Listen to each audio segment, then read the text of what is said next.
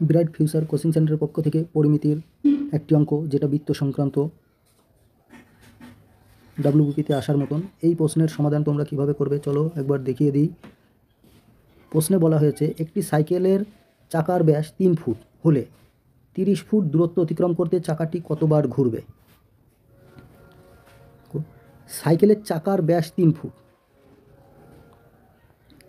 তাহলে চাকাটির পরিধি আমাদের জানতে হবে। যে কোনো বৃত্তের পরিধি সূত্র হচ্ছে 2πr। এই আর মানে হচ্ছে ব্যাসার্ধ,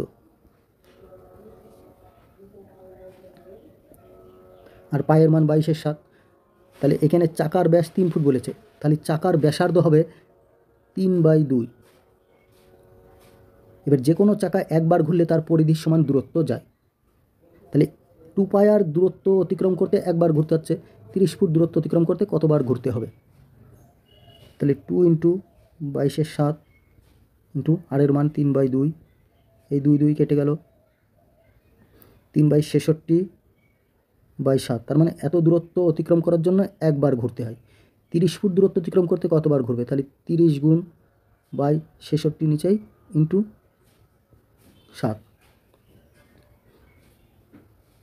10 দিয়ে কাটলে 3 দিয়ে কাটলে 10, 3 দিয়ে কাটলে 22,